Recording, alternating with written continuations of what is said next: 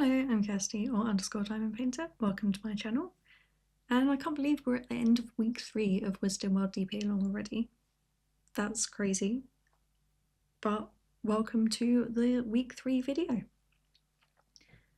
I thought I would do it as a kind of whip and chat, but not really. So something I enjoyed doing last year, which I think you guys enjoyed as well. Hopefully, anyway, because I'm doing it again, is the Harry Potter quiz that I did. So that's what I'm going to be doing this video, as well as trying to work on my kit, because I've really not had time to work on it recently, which is really sad. But it is a long weekend this weekend. We've got bank holiday in the UK, so hopefully I can get some more done, although it is super sunny as well. I think we're meant to be having a heat wave. I haven't actually been paying attention to the weather, not gonna lie, I've been too busy. So I don't know, I might end up sitting down the beach reading instead of diamond painting, but we shall see. So I will be working on that whilst doing the quiz for you. It's the same as last year, so I have got a Trivial Pursuit Harry Potter set of cards, and I have nearly knocked all of the cards onto the floor. I've picked 3 questions for each category, so there are 6 categories in total. I should probably actually work on this as well. If you haven't seen Trivial Pursuit before, you don't know what it is, it's just a fun quiz, basically. We're not playing it how you should play it, because video, I don't know. But it's kind of just for fun. You can write your answers down, or just write down whether or not you got the answers right, keep track of your points, and you can let me know in the comments how you did. So the way I will be doing it is I will read the question, I will give you a couple of seconds, but if you want longer you can pause, and then I will reveal what the answer is.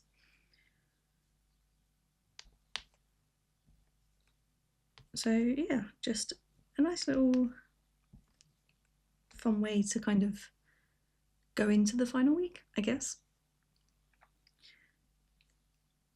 And also I like to challenge myself to see if I also know the answers. Some of them are probably going to be harder than others. Hopefully there's a nice mix of easy and hard questions, because otherwise it's boring if you don't know any of the answers and boring if you know all of the answers too easily.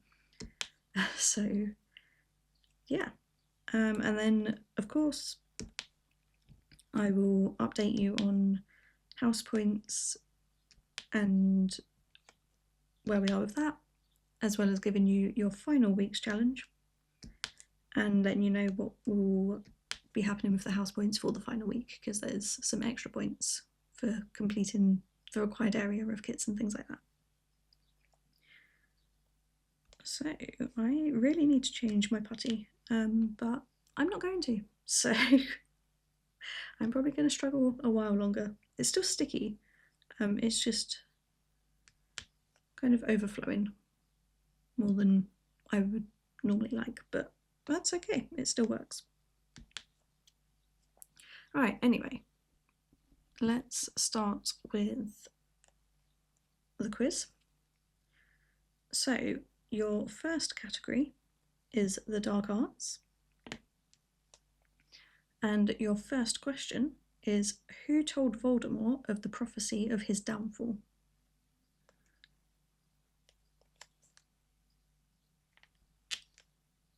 And the answer is Severus Snape.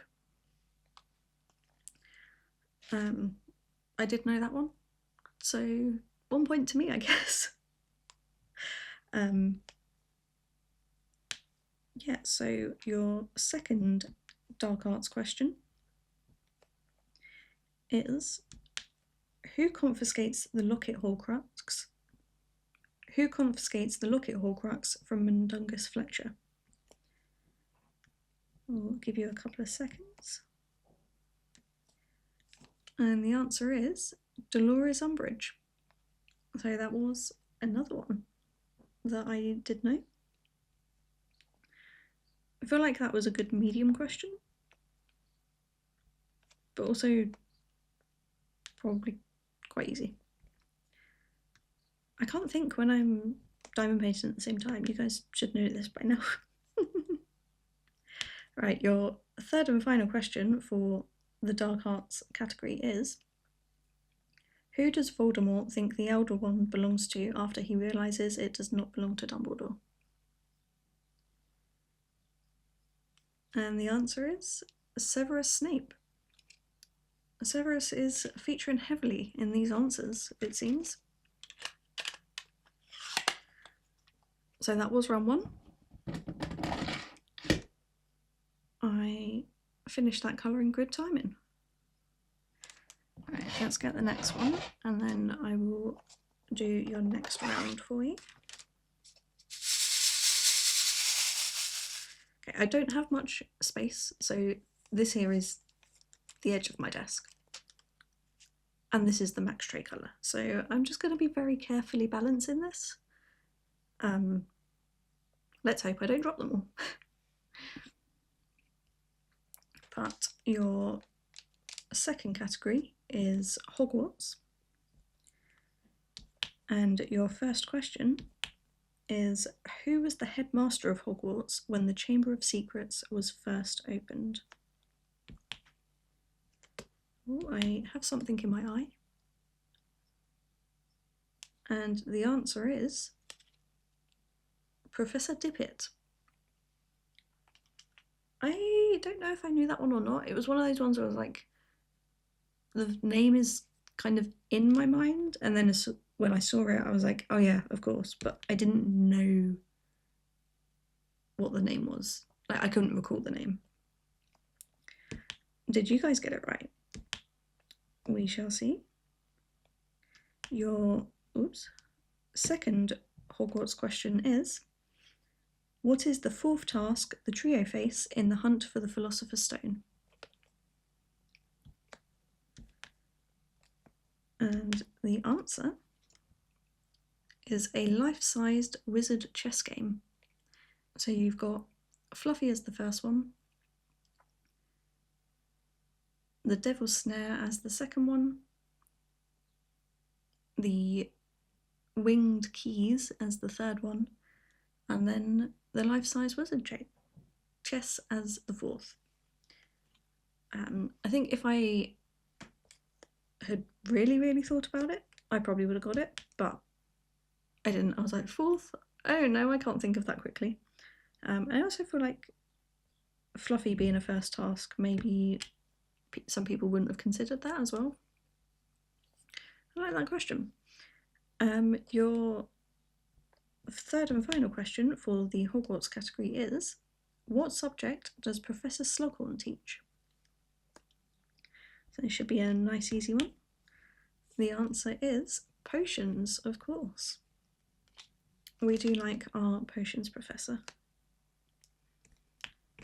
So that was round two. Oopsie. Round three, if I can reach where I've put the cards. Round three is magical spells and potions. So you're, oh no. So this is why I need to change the putty, at least in the single places side, or remove some of it even. But it's okay, we carry on. Your first question in the magical spells and potions category is: how many duplicate Harrys are created to aid in Harry's escape from Privet Drive? I feel like this is another maybe slightly trick question. The answer is 6. So obviously there's 7 in total, whereas my brain would have gone, there's 7. So did you get that one right? The second question in this category is: who casts Fiendfire in the Room of... Start again. Who casts Fiendfire in the Room of Requirement? I know this is definitely 50-50 for me because I always get the two mixed up. But the answer is Gregory Goyle. I know it's always Crabbe or Goyle, but they're one and the same to me. I always get them confused.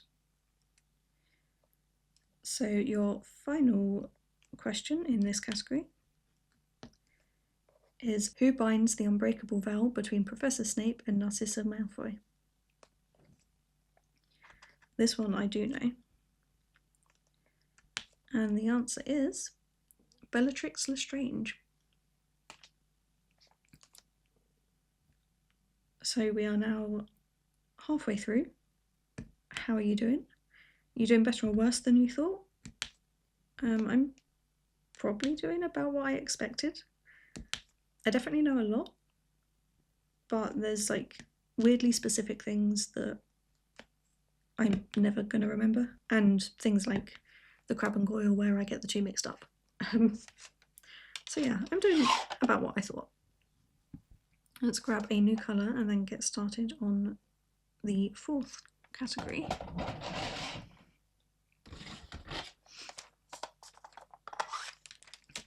Right, at least this one is in a large tray so it sits nicely on my desk.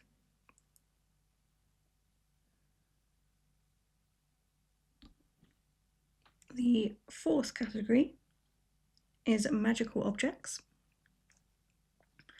And your first question is, what can be viewed inside a pensieve? This is a nice easy one, I think. And the answer is memories, of course.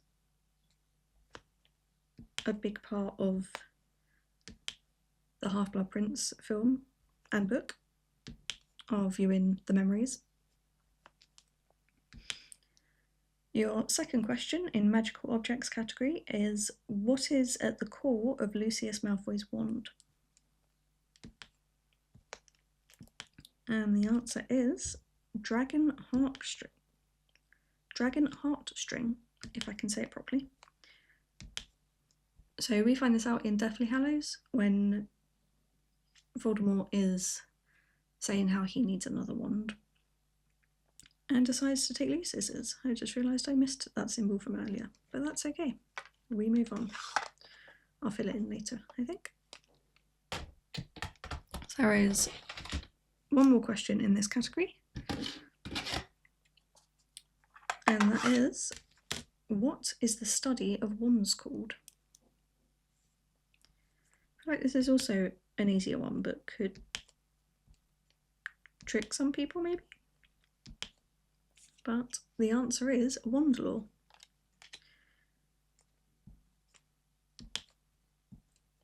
As we know, the biggest thing about those that study wand law is that the wand chooses the wizard. So moving on to round 5. Oh, I cannot pick the card up. Round 5 is magical people. And your first question is, which member of the Order is killed during the escape from Privet Drive?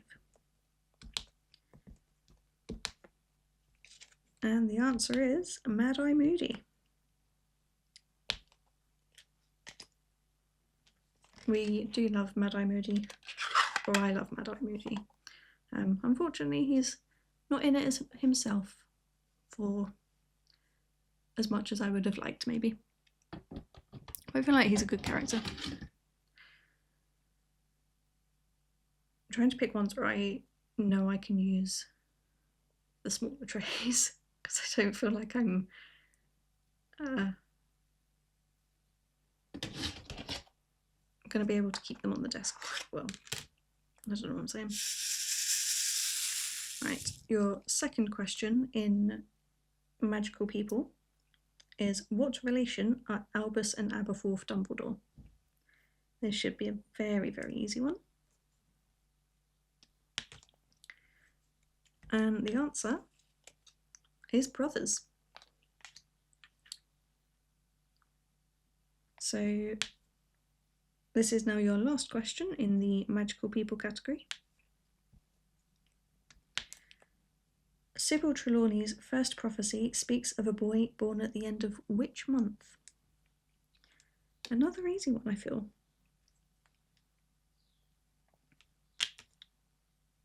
So the answer to that is July. And of course, fun fact, in case you don't know, she could have been speaking about two people. Of course, we know about Harry, and that is who Voldemort assumed she was talking about. But it also could have applied to Neville. So there we go.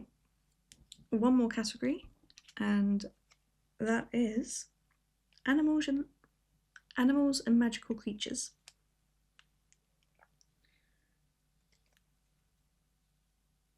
I feel like they're different colours, even though they're not. Maybe just the light is quite bright today, which I'm not used to. Haven't seen the sun for a while. Anyway, your first animals and magical creatures question is, what is the name of the Weasleys' old owl?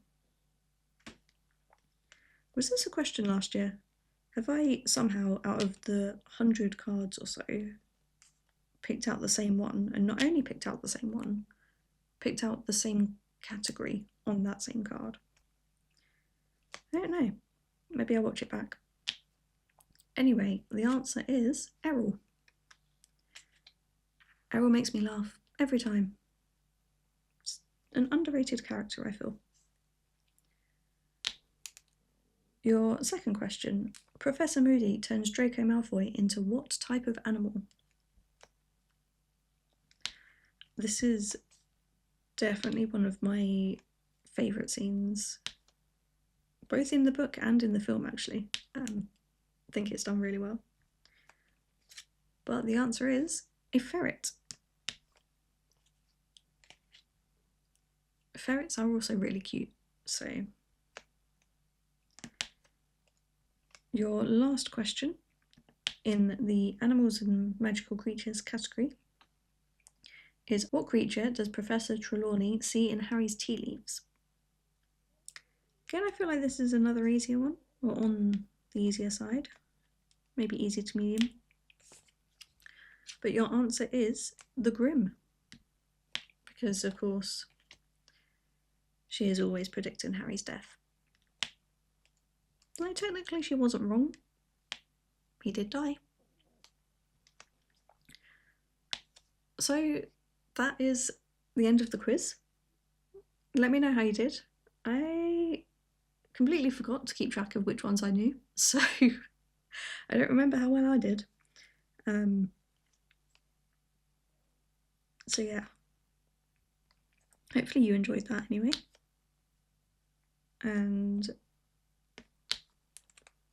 I got a bit more of this done, which is good.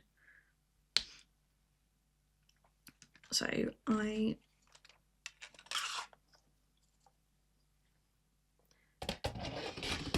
know you obviously all want to know about the House Cup and what your challenge is for next week. So I'm going to stop working on this for now, because I definitely won't be able to get what I'm saying right when there's numbers and scores involved. First, these are the 3 posts I liked best from the week 3 challenge, which was to include an item that represented your favourite book or film. I loved the mini Quidditch set, that's such a fun item. Nifflers are also one of my favourite magical creatures. And how could I not love a real-life Crookshanks? That means we need to find out how each house is doing in the House Cup. This is where we're at the end of week 2. Let's add the progress post points. We can see Ravenclaw are still very much in the lead, with Slytherin taking a slightly bigger lead for second place. Gryffindor and Hufflepuff are on exactly the same though, so let's add the challenge points and see how that changes things. Unsurprisingly for now, Ravenclaw is still leading, however Hufflepuff have now dropped slightly behind. So that means we are officially going into our final week of the event. Not only will you get your usual progress post and challenge points, but you will also gain points for completing the 40cm by 40cm area of your kit. If you've already completed it, don't worry, you'll still get the points. This is where things changed a lot last year, so every house still has a chance to take the cup for 2026. But what is your final challenge? Another one those of you that participated last year might remember. You need to include diamond painting accessories in your progress photo that are in your house colours. If you've got one thing with both colours, for example a tray with silver and green, then just that one is acceptable. Or you can include 2 or more items, for example 1 red pen and 1 gold pen. Whatever the accessory, as long as both your house colours are included, you'll get the bonus points. And this challenge starts now, with it ending at 11:59 PM on the 30th, so you get a little longer for this one. And even if you didn't want to do the challenge, remember to post your final photo before 11:39 PM on the 31st. Everyone that has completed their 40cm by 40cm area will not only earn extra points for their house, but you will also be entered into the final prize giveaways. If you've already finished your kit and posted a photo, then you don't need to post another one unless you want to. But that's all for now. Next week's video will be a couple of days later because of how the dates fall. Thanks for watching. Bye!